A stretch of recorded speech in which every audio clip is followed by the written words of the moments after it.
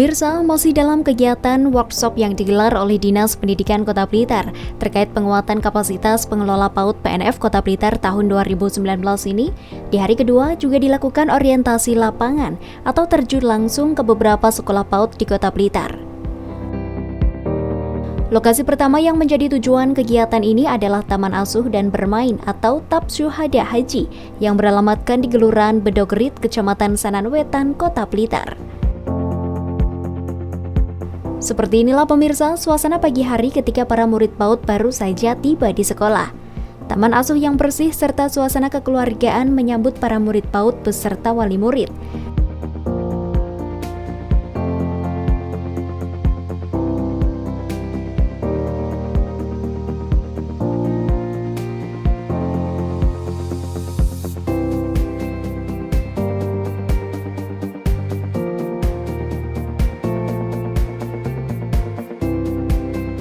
TAP Syuhada Haji ini dipilih menjadi contoh role model pembelajaran para peserta workshop karena TAP Syuhada Haji telah terakreditasi A, sehingga diharapkan peserta dapat terinspirasi pembelajaran di sekolahnya masing-masing.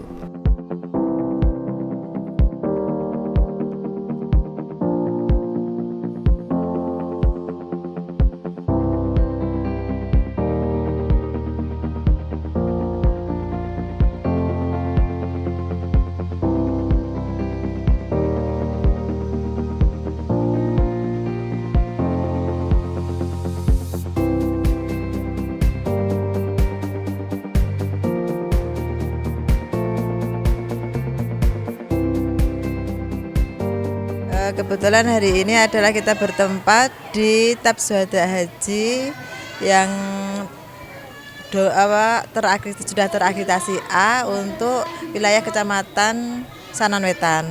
Kami sangat berharap dengan hasilnya kegiatan di sini nanti bisa diimplementasikan, dicontoh untuk lembaga-lembaga kami yang ada yang menjadi peserta OL untuk kegiatan kali ini di wilayah Sananwetan, Panjendul maupun Sukorejo. Kami sangat berharap dan berdampak sekali pada lembaga-lembaga yang mengikuti kegiatan di lembaga ini.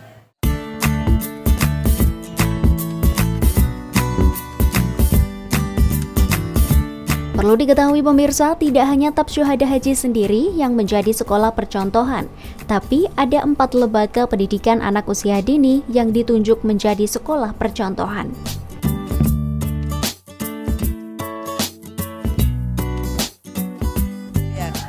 Kegiatan OL-nya ada di 4 lembaga, yaitu di TAP Syuhada Haji, KB Senhana, PAUD Lab UM, dan PAUD Al-Ghifari, yang semuanya terdiri dari pesertanya adalah 20 lembaga yang sudah terbagi di dalam 3 kecamatan yang sudah terbentuk di dalam kegiatan kemarin.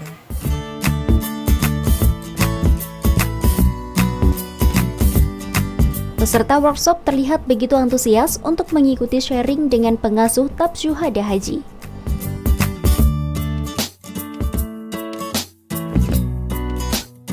Dan yang jelas di semua lembaga sebesar apapun itu pasti ada kelebihan dan kelemahannya, pasti ada tantangannya, kan gitu ya. Mungkin yang pertama itu kami akan membahas tentang profil ya. TAP Syuhada Haji ini berdiri ini sejak tahun 2004. Mungkin dulu Pak Ridho awalnya ada di sini ya. Tapi di masjid ya Pak. Terus sini berdiri 2004 ya, dengan nama Syuhada Haji karena ini salah satunya adalah sebuah monumen gandeng dengan Masjid Syuhada Haji yang tahun 1973 itu ada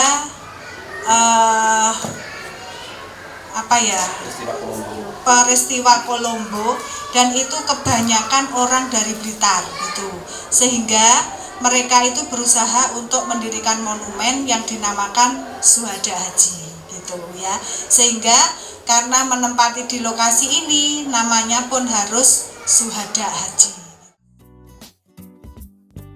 Tidak lupa kegiatan seperti ini sangat berguna sebagai pembelajaran bagi peserta workshop agar kedepannya dapat menerapkan metode pembelajaran yang telah dipelajari. Mungkin teman-teman nanti bisa melihat sekilas saja kalau memang perlu, maksud saya kalau memang perlu monggo nanti teman-teman keliling untuk melihat. Masnya ini menunggu penjenengan untuk keliling-keliling soalnya juga gitu ya, dalam bayangannya masnya juga keliling gitu ya. Apa 4 kelompok, kalau kemarin itu kita bagi ada 2, ada 3 semua masuk di kelas karena kami punya sentra 8 ya, itu jadi kebagian semua di sentra. Tapi monggo nanti kita serahkan pada Pak Koordinator, memang kita ke kelas sekilas untuk melihat pembelajaran atau enggak, monggo.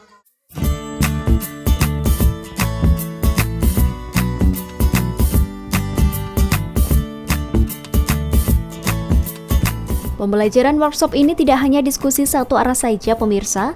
Salah satu peserta workshop mengajukan sebuah pertanyaan tentang metode pembelajaran yang dipakai di TAP Syuhada Haji.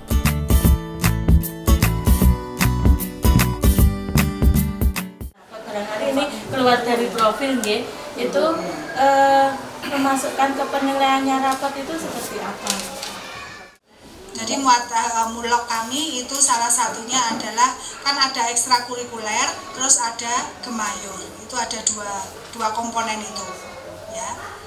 Terus juga kemarin kami ada lagi itu untuk masuk di motoriknya itu menyayangi tanaman. Kan pilar karakter itu ada. Kami jadi wali murid kita dari dana BOP 2018 itu kita serahkan wali murid dan wali murid memberikan taman untuk kita dan itu kita tindak lanjuti untuk pembelajaran, media pembelajaran. Setiap hari Kamis itu anak-anak ada pendidikan pilar karakter, menyayangi tanaman dan sebagainya. Kalau penjelasan ingat pilar karakter ada berapa itu, yang salah satunya menyayangi tanaman. Itu setiap hari Kamis itu anak-anak kita ajak merawat bunga di kelasnya masing-masing yang disediakan oleh wali murid. Saya bersyukur pada hari ini saya bisa berkunjung di TAP Syuhada Haji, di mana ada beberapa hal yang kami peroleh terkait OL, artinya observasi lapangan. Pertama, TAP termasuk pendidikan yang menjadi percontohan khususnya di Kota Blitar, sehingga kami tadi bertanya bagaimana proses awalnya sehingga sampai pada kemajuan yang seperti ini, kemudian ada kendala apa saja, sehingga yang kami harapkan juga ketika nanti kami kembali ke lembaga kita bisa menduplikasi atau mengimitasi ataupun meniru keberhasilan yang diperoleh dari TAP Syuhada Haji ini. Harapan kami sama bersyukur, artinya masih diberi kesempatan untuk bisa senantiasa belajar, memperbaiki, membenahi apa-apa yang bagi kami sendiri secara kelembagaan tentu harus masih banyak belajar. Mungkin saya kira seperti itu. Selain itu motivasi yang senantiasa disampaikan sebenarnya dari Bu Bin sendiri, kalau kita berniat bisa, sebenarnya kita pun juga bisa. Dan jangan lupa untuk senantiasa melibatkan semua, dari guru-guru, wali murid, juga dari lingkungan, sehingga nanti kebersamaan itulah yang bisa menjadikan semaksimal mungkin akan hasilnya gitu. Poin yang jelas bagi kami untuk bisa nanti diterapkan di lembaga kami untuk bisa meniru pertama tentang manajerialnya seperti apa, kemudian berinovasi, kemudian menambah yang memungkinkan potensi dari sekitar sehingga nanti itu menjadikan daya tarik tersendiri di wilayah masyarakat yang ada.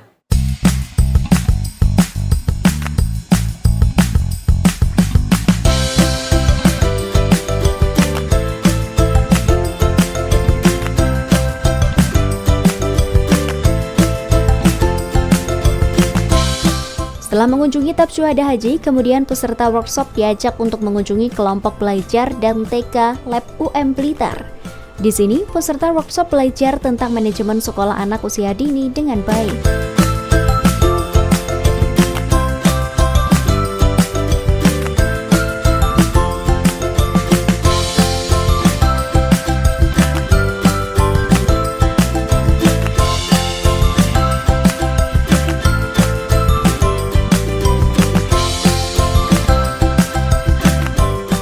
Seperti saya kan ya memang PAUD desa.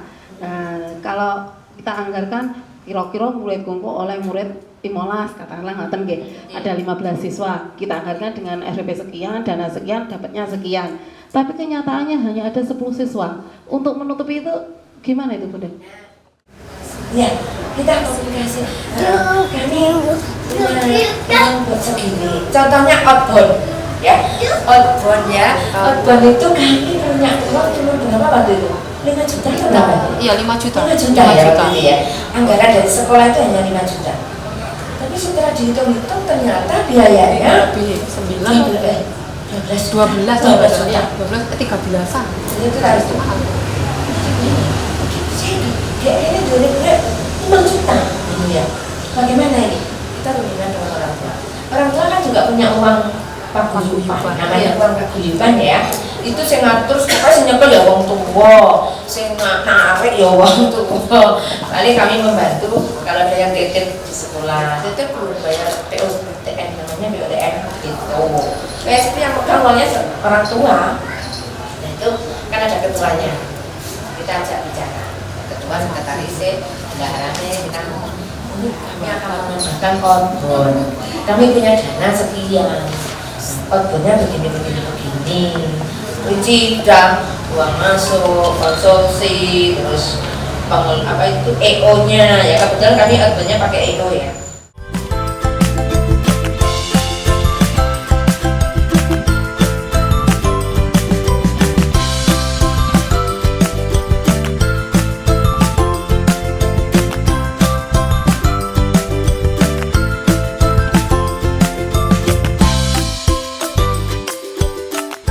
Ini luar biasa nggih. Memang ilmu yang kita dapatkan dari Lab UM luar biasa banyak, bahwa kita harus semangat sekali dengan akreditasi, karena memang akreditasi akan membuat lembaga kita menjadi kuat. Ini dari Lab UM banyak ilmu yang kita dapatkan, terutama masalah kalau kami dari TP memang menjadi masalah itu adalah pembiayaan dan sarana prasarana. Sarana prasarana di tempat-tempat kami itu rata-rata itu masih menumpang atau pinjam pakai di rumah warga. Ini dapat solusi. Kita bagaimanakah untuk menyiasati seperti ini? Kemudian juga dari pembiayaan.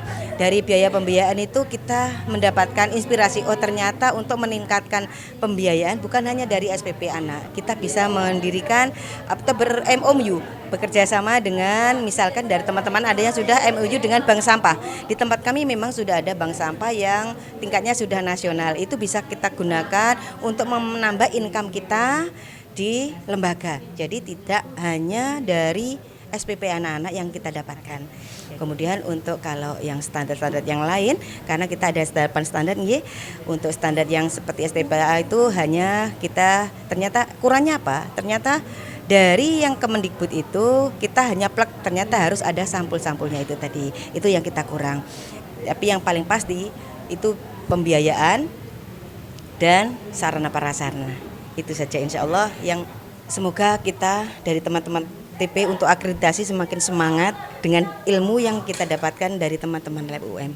Karena sudah banyak sekali masukan juga solusi untuk pemecahan masalah yang rata-rata kita hadapi.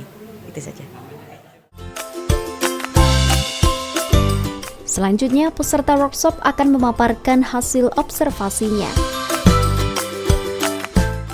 Setelah ini kita istirahat sebentar, langsung kumpul ke Dinas Pendidikan. Setelah itu kita nanti ada pemaparan hasil observasi lapangan untuk didiskusikan bersama di Dinas Pendidikan bersama seluruh peserta dan panitia di Dinas Pendidikan.